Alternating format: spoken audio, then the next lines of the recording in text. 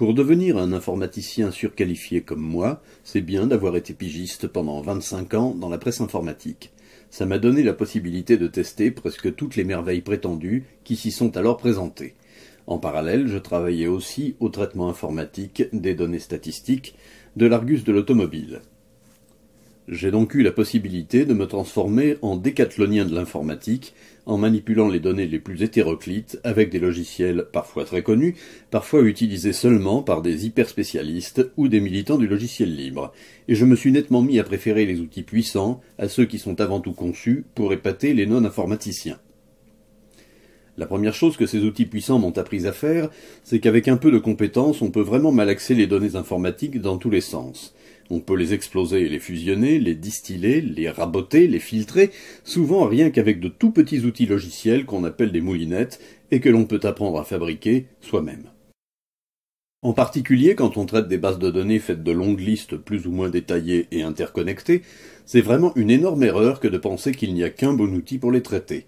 Parfois on a besoin d'un porte-conteneur, parfois il suffit d'un tout petit seau, mais il faut savoir employer les deux techniques, voire des outils intermédiaires. J'ai acquis un deuxième pouvoir. Pour bien adapter les traitements aux besoins d'une entreprise, j'ai appris à les définir moi-même, d'une façon adaptée à un contexte précis et surtout sans compliquer inutilement. La parfaite adaptation au contexte permet très souvent d'atteindre une productivité très supérieure à ce qu'on ferait avec un logiciel coûteux. Mais pour bien s'adapter à un objectif, il faut être assez virtuose en automatisation. Il faut absolument savoir travailler très vite, mais aussi avec la technique qui le permet le mieux. Dans une page web, on fait du JavaScript, sur un serveur du PHP, et quand on travaille sur une machine qu'on connaît à fond, on fignole avec du C ou du Python. J'ai appris à faire tout cela.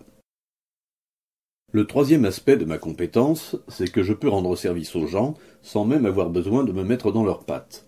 Le moyen vraiment souple pour cela est d'administrer un serveur distant, qu'on peut louer pour pas cher du tout, chez des prestataires extérieurs. J'ai travaillé plus de 10 ans pour apprendre à faire ça vraiment bien. À notre époque, où il suffit d'un téléphone mobile pour avoir un accès à Internet, cela ouvre énormément de possibilités de consultation et de mise à jour, que ce soit pour des employés ou des clients. Pour peu qu'on ait un peu fait mâcher le travail par un informaticien compétent, toutes ces promesses du cloud sont désormais à la portée d'une toute petite entreprise. Ce n'est pas parce que je me suis donné autant de mal à acquérir de la compétence informatique que je n'ai plus l'usage de mes qualités journalistiques de fouineur professionnel. Au contraire, l'habitude de chercher des informations précises et actualisées sur le web, y compris quand ça oblige à comprendre plusieurs langues, m'aide tous les jours à résoudre de nouveaux problèmes. Je maîtrise donc les 3 super-pouvoirs de l'informaticien compétent. Je peux malaxer les données, automatiser leur traitement, et je peux faire ça même à distance sur le web. Mais ça ne s'arrête pas là. Je suis aussi capable de vous expliquer comment vous pourriez le faire sans moi, voire de mettre au point pour vous les bidouilles dont vous seul connaissez la nécessité.